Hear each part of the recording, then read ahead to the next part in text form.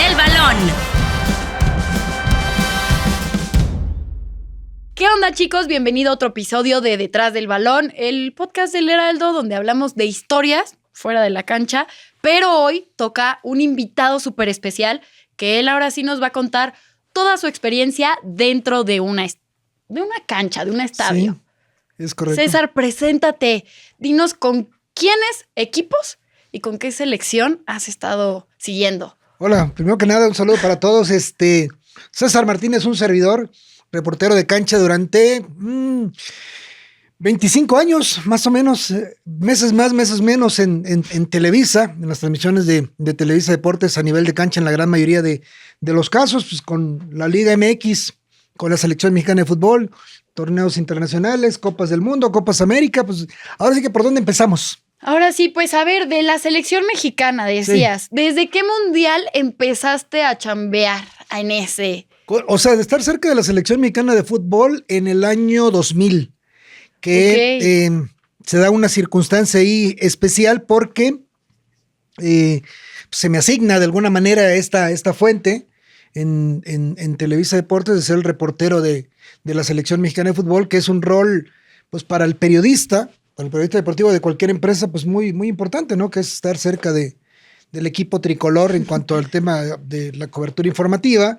Además, siendo el periodista de Televisa, pues tienes esta posibilidad de transmitir sus partidos a nivel de cancha, ¿no? Entonces, cuando empecé de manera oficial con la selección en el año 2000, ya llovió. Ya llovió, Y pues a lo largo del tiempo, de manera a veces continua, a veces pausada, pero siempre ahí cerca de la selección mexicana. Oye, a ti te tocó cubrir el para muchos jóvenes primer mundial que recuerden bien de la selección, Sudáfrica 2010, ¿no? Pues desde antes, desde Francia. Okay. Desde Francia 98 hasta, de manera ininterrumpida, hasta Rusia 2018. Ya a Qatar no fui, pero espero volver dentro de unos 2026, meses. que afortunadamente es de aquí a unos kilómetros, ¿no? Sí. Oye, y a ver, también yo llegué a leer por ahí que te tocó cubrir la dichosa manita de Luis Suárez. Ah, aquel partido, Ese sí. partido. A ver, platícanos, ¿qué se siente estar tú a nivel de cancha, escuchando a DTs, cuerpo técnico, ver eso? Porque, a ver, sí estuvo mal que metiera mano, porque no está permitido, pero gracias a eso también salvó a su selección. Entonces, ¿tú qué fue lo que se te pasó por la mente y qué se decía ahí a piso? A ver, de cancha? Juego de cuartos de final, Mundial de Sudáfrica 2010, Uruguay en contra de Ghana. Ese es el partido, ¿no? Que terminó siendo el partido más emocionante de esa Copa del Mundo, porque por muchas circunstancias. Es curioso porque a mí ese partido, en el Soccer City de Johannesburgo, a mí ese partido no me correspondía transmitirlo. O sea, ese partido originalmente dentro de la programación de Televisa, para ese partido, el narrador era Raúl Sarmiento, el comentarista era Alberto García Aspe, y había un segundo comentarista, un tercer participante en la transmisión, que era Tomás Nocono. Tomás Nocono, un portero camerunés, muy, muy famoso, que hizo una gran carrera en el fútbol de España y que era uno de los comentaristas invitados por Televisa para participar en esta Copa del Mundo. Entonces, yo iba de reportero, me correspondía hacer el reportaje de color de lo que era el partido, cuartos de final, era un partido con un ambiente muy especial. Ghana era en ese momento el único país africano con vida en el Mundial, entonces se convirtió como que en el favorito de todos, ¿no? El favorito era prácticamente el local. Y bueno, yo venía cubriendo la selección de Uruguay a lo largo del torneo. Tomás Nocono no llega a la transmisión por alguna razón, por alguna circunstancia. Nunca pregunté por qué. Ahora sí que cuando te toca, ¿cómo es ese refrán cuando te toca? Ni aunque te quites, ni aunque te pongas, no sé, algo así, pero eso fue, o sea, sí, literal, no llegó. Era predilecto para ti. Sí, entonces teníamos una posición todavía de comentarista disponible y pues había que echar mano de ella. Pues, hazlo tú, que además conoces muy bien a la selección de Uruguay, los vienes siguiendo desde todo el Mundial, poquito antes, pues dale, ¿no? Y fue padrísimo porque a raíz de una coincidencia, de una casualidad, de una circunstancia, pues nos tocó un partido loco, en serio. Sí. Primero que nada, muy emocionante. Segundo, con tintes dramáticos, con la mano de Luis Suárez en el último minuto. Viene Asamoah Gyan, el jugador de Ghana patear el penal. Si lo pateaba prácticamente ganaba el equipo africano porque quedaba 1 minuto en el reloj. Lo falla. Ujú. Nos vamos a tiempo extra. En los tiempos extras no hubo anotación. Nos vamos a penales. Y el primer tirador por parte de Ghana fue otra vez a Samoa Gyan. O sea, que se atrevió, que tuvo el valor de decir, yo lo De pateo. ese partido me acuerdo perfecto porque fue de, venga, va a meter gol, lo fallan. Y así, entonces, Sí. me acuerdo perfecto de esos penales. Y en la ronda de los penales viene este muchacho, lo patea y lo mete. Ujú. Y bueno, siguió la ronda de penales hasta que le tocó al Loco Abreu, mi compadre Loco Abreu, definir el tirar el último penal. Si lo anotaba Uruguay avanzaba a semifinales y lo patea, pues como todos pensábamos que lo iba a patear, ¿no? A lo Panenka. El único que no se enteró o que no sabía cómo los pateaba el Loco Abreu era el portero de Ghana, que se lanza a un costado y el Loco pica la pelota y fue el corolario perfecto para un partido súper dramático e histórico. ¿Y qué decía la gente ahí en campo de, pues, o sea, los de Ghana tristes obviamente por el resultado, pero qué decían los de Uruguay? O por ejemplo, un pues ambiente... hasta dicen unos que Luis se estaba burlando. O sea, No es Suárez se cierto, estaba porque Luis burlando Suárez cuando estaba en se el fue, vestidor. justo, o sea, cuando se iba que hacía mofa, ya sabes, pero pues yo no sentí que hiciera cosas, yo no lo viví, por eso te pregunto a ti que estuviste ahí en carne y hueso. No, o sea, fue muy emocionante, o sea, el Soccer City lleno, estamos hablando de un estadio de 90,000 espectadores, cargado totalmente hacia la selección ganesa, era la selección africana, la selección que estaba representando el continente en ese momento, pero fue un partido dramático de 120 minutos más penales, o sea, había una carga de adrenalina bien una Copa del Mundo. Sí, mucho auge. Sí, con lo que representa, ¿no? Para Uruguay volver a una semifinal después de tantas décadas, el llanto de los africanos que nunca se habían quedado tan cerca, ¿no? De meter una selección a semifinales, hasta ahora que lo hizo Marruecos en Qatar hace algunos años. Entonces sí, fue un partido con una carga emocional tremenda, terrible. En lo particular, fue un partido que me marcó porque fue de lo más emocionante que me tocó transmitir, y además la alegría de ver a Loco Abreu celebrar cuando era una persona, pues al que le tengo especial estimación. Oye, me cae muy bien el Loco y somos muy buenos cuates. Ay, eso está muy cool, que la felicidad de un amigo siempre es buena, pero, o bueno, conocido también. Y, a ver, aparte de selecciones y momentos así tan detallados en mundiales, también has estado cubriendo América y Cruz Azul. ¿Eso es muy diferente a una selección? ¿O qué dirías que es más, perdón la palabra, pero cuál está más perrillo?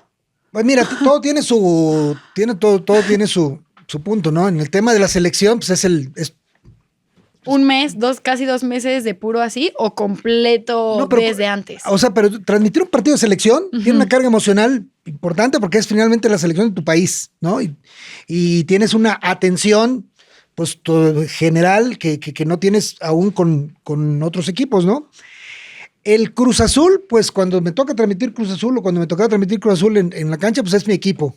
Es el equipo al que le voy. Ok, es lo que te iba a preguntar. ¿A qué equipo le vas? Son mis colores, son mi pasión, etcétera. Y sí, pues tiene una exigencia adicional porque tienes que hacerlo con el mayor profesionalismo posible, independientemente de tus sentimientos, ¿no? Aunque sea el que estás cubriendo al rival, jugando contra el amor de tus amores, también profesional. Es correcto, por lo menos lo intentas.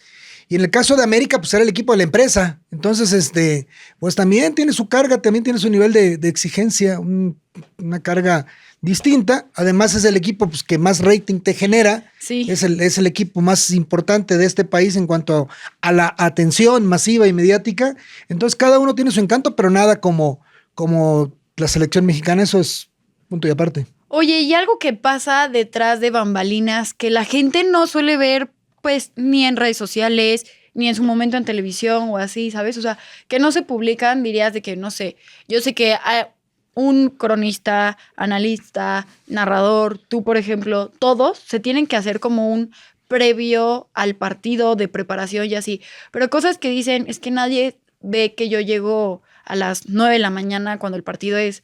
Cosas así que nos podrás platicar que no vemos nosotros o que no imaginamos que pasan. Tienes toda la razón en el sentido de que un partido, cuando lo vas a transmitir, lo preparas. Uh-huh. Pero en el caso de la cancha, tiene tiene un matiz especial, tiene algo distinto, y que tiene que ver con que yo siempre consideré que el personaje de la cancha, bueno, digo, hablando en primera persona cuando era yo, es un ser privilegiado, porque exceptuando a los jugadores y al árbitro, a los árbitros, eres el personaje más cercano a la acción. Entonces tú estás en una situación de privilegio con respecto al televidente o a quien sea, porque estás más cerca que nadie de muchas cosas, ¿no? De lo que está pasando en la cancha y lo que está pasando en el contexto. Entonces sí, tu principal misión era pues, compartir eso, ¿no? O sea, compartirle a aquella persona que está viendo un partido a través de la televisión cosas que no le son compartidas a través de las cámaras, o que sí pasan de manera imperceptible, o dar una interpretación de lo que está sucediendo, insisto, lo más cercano a la acción. Entonces sí es muy complicado que hubiesen pasado cosas realmente importantes o trascendentes y que no las hubiese reportado. Porque independientemente de la preparación, ahora sí que del papelito, de las estadísticas y del contexto, etcétera, pues tus herramientas son tus ojos. Tus ojos, tu atención, tu sensibilidad y pues tu voz, ¿no? Oye, eso está muy cool. Y por ejemplo, ¿alguna anécdota que nos puedes decir de se me armó una carambola aquí al lado, o escuché que, no sé, por ejemplo, en algún partido, ya sabes, que se llegan a hacer palabras los jugadores, el cuerpo técnico, o así, pues, que tú digas, esta la recuerdo y fue buena? Pues mira, cuesta trabajo, ¿no? En tantos años, en más de 2 décadas y media, pues como que expulgar, ¿no? Pero sí hay una... O dime 3. Hay una interacción constante con el jugador que está en la banca, con el entrenador, e incluso hasta con los árbitros. O sea, con los árbitros sí llega a haber también un contacto con el entrenador, los entrenadores de igual manera. Llegas a tener hasta fricciones en ocasiones con alguno de ellos, porque te conviertes en parte de todo este show, ¿no? De todo este espectáculo, de alguna manera. O sea, te involucras, te incluyes. Entonces, por ejemplo, había entrenadores hay entrenadores que vienen y te reclaman una decisión arbitral. ¿A ti? Sí, y luego, o sea, ¿yo qué? O sea, ¿me explico? Había uno, no voy a decir nombre, pero había uno que era entrenador de la América, que en determinado momento, cada decisión arbitral polémica, venía contigo y te decía, ¿ya lo dijeron? Somos casa, ¿eh? Defiéndenos. Sí, hombre, sí, está bien. Y no era así, ¿no? Para ver cómo moldean las cartas y así. Sí, pero a mí me encantaba, porque ya después de tantos años, pues ya que medianamente dominas la escena, dominas el escenario, pues tienes la capacidad de, dentro de lo posible, pues estar en interacción con los jugadores, con el entrenador, con los árbitros en ocasiones, con la gente que tienes atrás cerca, una más que otra, dependiendo del estadio, ¿no? Y te tocó gente así que, pues muchas veces pasa, que avientan cosas. Ah, sí, bueno, digamos. Hace muchos años. Que te cayera algo así. Sí, jugaron Pumas Chivas en Ciudad Universitaria. Un partido muy caliente, un partido muy polémico, un partido que tenía mucha expectación, y fue un episodio muy, muy conocido porque aventaron como una botella o un vaso de vidrio a la cancha. Entonces, en las bancas de CU tienen por encima así como un marco de acrílico. Entonces, justo pegó ahí en el marco de acrílico, rebotó y le pegó al Tuca Ferretti, que era entonces el técnico de Chivas, no de Pumas. Tuca Ferretti, pues exjugador de Pumas, técnico de Pumas, muy identificado con la institución, pero en ese momento técnico de Chivas. Entonces, le pega el botellazo, se va al piso, es atendido, creo que incluso hasta sale en camilla, es un escándalo. Al día siguiente, en un programa de radio que hacían en ese tiempo, en la mañana, el Burro Van Rankin y Esteban Arce, estaban platicando del partido, ¿no? Y comentaban esa situación de que, primero, qué penoso, después qué vergonzoso, y luego qué lamentable que hayan agredido a un personaje tan querido por la institución. O sea, para Ricardo Ferretti, tan querido en CU, tan querido por Pumas, que haya ido como técnico visitante y que lo hayan agredido. Entonces recuerdo que leían llamadas de la gente y incluso pasaban llamadas de la gente al aire y entró un aficionado a aclarar que la botella no era para el Tuca, que era para mí. O sea, no para mí en particular. Dijeron, no, es que no era para Ferretti, era para el de Televisa. No le atinaron, pegó en el acrílico de la banca, el vaso, la botella, no sé qué, tomó otra dirección y le pegó en la cabeza a Ferretti. Pero dijeron, no creas que era para Ferretti. No, a Ferretti lo queremos. Al güey de Televisa, porque en ese momento era cuando recién Televisa había adquirido los derechos de transmisión de Pumas y durante algunos años pues la pasábamos muy mal en ese estadio porque pues, la gente estaba muy molesta, la gente estaba muy identificada con Imevisión, con Televisión Azteca, etcétera, y consideraban como que éramos una especie de intrusos, ¿no? En Ciudad Universitaria. No, nunca hubo química entre Pumas América, Pumas, en ese momento la UNAM, Televisa, riña, etcétera. Sí. Pues, en ese momento pues se acentuó. Oye, pues de la que te salvaste, esa es una muy buena anécdota. Oye, y a ver, si tú te tuvieras que quedar con así de que tienes que cubrir tu último partido de siempre, ¿no? En cancha, ¿qué escogerías? ¿Uno de la selección mexicana o uno de Cruz Azul, que es equipo de tus amores? Una final con Cruz Azul campeón, porque creo que me faltó. O sea, transmití muchos partidos de Cruz Azul en finales, no me tocó ver algo como la Conca pasada. O sea, la final. Sí, la final. No, Ni siquiera el América, Cruz Azul América, que despachan al América. O sea, la mera final que ganan. No, es que me tocaron varias finales de Cruz Azul, y en ninguna me tocó verlos campeón. En el 2021, ahora en el título más reciente de La Máquina, pues yo ya no estaba trabajando en Televisa. Y veía por televisión el partido, ni siquiera fui al estadio, ahora me cuesta más trabajo que antes ir al estadio o a los estadios.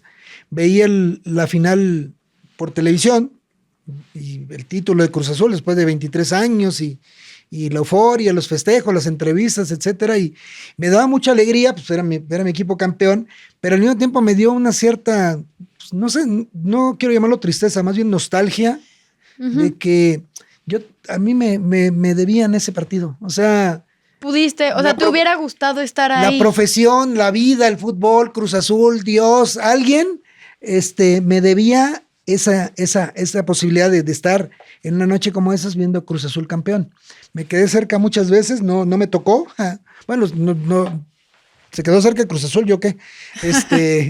Pero sí me hubiera gustado transmitir una final con Cruz Azul campeón. Si te hubiera pasado eso, la euforia y el profesionalismo ahí, a línea, cuadrada la parte profesional, para no salir el aficionado. Que sí se valía porque, vaya, hay cosas que preparas. Yo, por ejemplo, finales de Cruz Azul, que me tocó aquella de la famosa remontada del América, más o menos antes del partido, planteas escenarios, ¿no? Si pasa esto, pues, ¿qué vas a hacer, no? Pues para emocionar al aficionado, si pasa esto, pues ¿qué corresponde? Entonces sí planteas, por supuesto, escenarios. Sí, los 2, 4, todos los que se puedan, de una goleada, un partido aburrido, una remontada en tu caso. Sí, algo dramático, algo muy sentimental, o sea, o ese tipo de cosas, sí, más o menos las vas, si no planeando, sí anticipando, ¿no?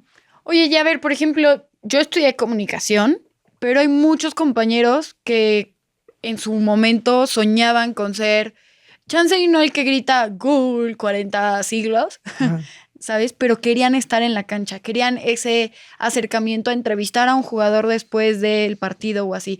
¿Qué le dirías, por ejemplo? Pues yo ya estoy un poquito grande, creo, para eso.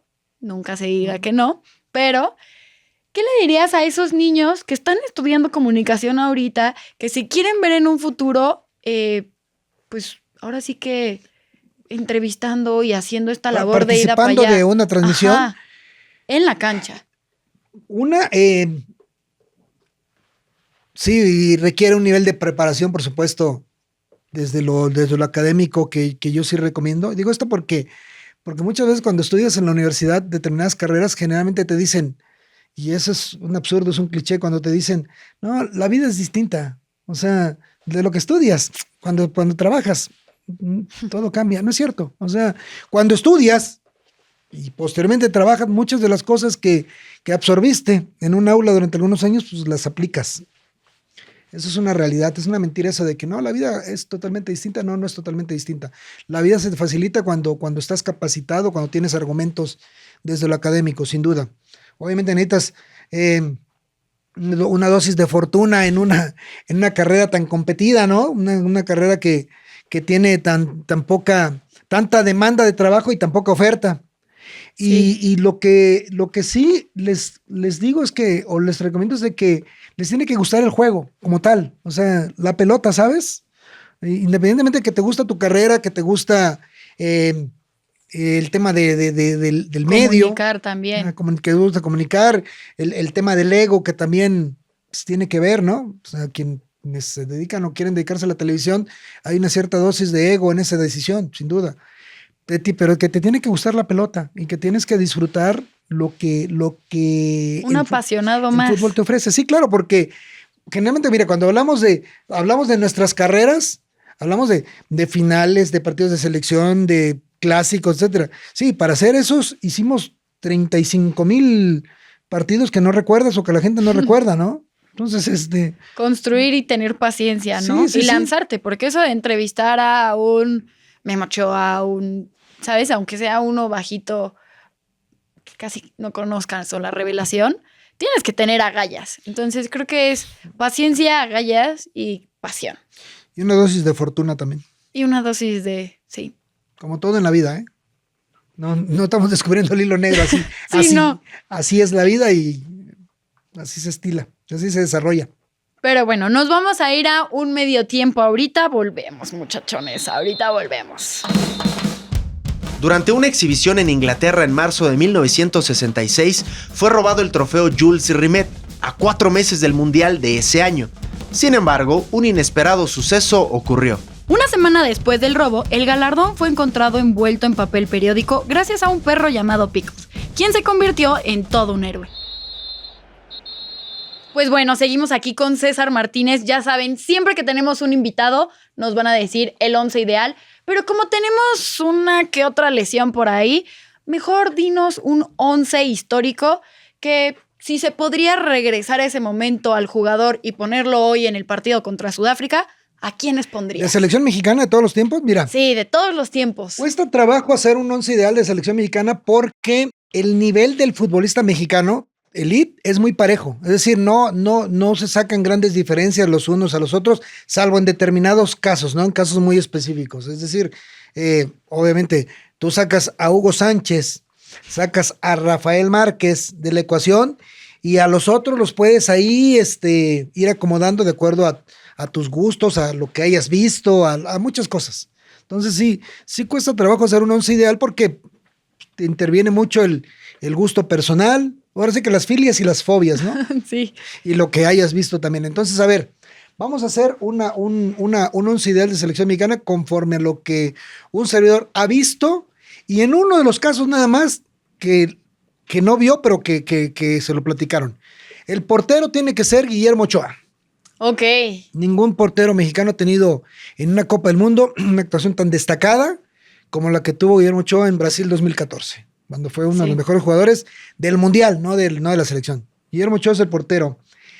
Vamos a poner como lateral, como no han existido laterales derechos así, insisto, que le saquen distancia a los otros, es un nivel muy parejo. Vamos a colocar de lateral derecho a un central, a Claudio Suárez. Ok. Luego, uno que es número puesto para cualquier 11 ideal de selección mexicana de fútbol, lo haga quien lo haga, es Rafael Márquez. Sí. Rafael Márquez es el capitán. Infaltable, sí. Luego, el otro central, Gustavo Lalcón Peña, para quienes nos ven y que tuvieron la posibilidad de vivir el Mundial de México 70, saben de qué hablo. Ok. Lateral izquierdo es sin duda Carlos Salcido. Sí. Un futbolista extraordinario. Luego, vamos a jugar 4-3-3. Como centrocampista, vamos a poner a Andrés Guardado. Ok. También el futbolista que más veces ha portado la camiseta de selección mexicana en juegos oficiales. Andrés, un histórico de la selección. Por derecha vamos a poner, y aquí también es un mensaje para la gente de cierta edad y que tiene que ver con el Mundial de México 86, a Tomás Boy. Ok, ese no me tocó. El jefe Tomás Boy, quienes lo vieron saben de qué estoy hablando. Y por izquierda vamos a poner a Alberto García Aspe. Ok. Aspe también marcó una época en selección mexicana de fútbol y para una generación costaba mucho trabajo separar el concepto de selección sin la figura de Alberto García Aspe. Luego, adelante, vamos a poner a Cuauhtémoc Blanco, Ok, que es otro ok. de los infaltables sin duda alguna. Hugo Sánchez, que a pesar de que Hugo Sánchez muchos cuestionan sus momentos en selección mexicana de fútbol, al ser el mejor futbolista mexicano de todos los tiempos, tiene que estar ahí. Y vamos a completar el 11 con Luis Hernández. Luis Hernández porque nadie hizo más goles en un solo mundial que el Matador. El Matador en aquel mundial de Francia 98 hizo 4 anotaciones y se convirtió en ese momento en el goleador de México en Copas del Mundo. Entonces, ese es mi 11. Ese 11 está bueno. Tengo que buscar clips de algunos que has mencionado, que no son de mis tiempos. Del Halcón Peña y de Tomás Boy en particular, sí, ¿no? Justo, que son... pero los otros creo que es un gran 11. Esos delanteros que tiene son potentes, ¿eh? Hugo, Cuauhtémoc y Luis, sí, por supuesto. Creo que el más joven que tendrías de la actualidad es Ochoa, ¿no? Bueno, Ochoa, no. porque es el único vigente, el que está jugando. Pues. Andrés Guardado se acaba de retirar. Entonces, sí. Pues oye, me gustó tu 11, pero ya nos tenemos que ir el día de hoy. Entonces, pues muchas gracias por estar aquí con nosotros. La verdad es que qué increíbles experiencias y anécdotas tienes, pues has tenido en tu carrera. Pero bueno, nos vemos en el próximo episodio, muchachos. Heraldo Podcast, un lugar para tus oídos.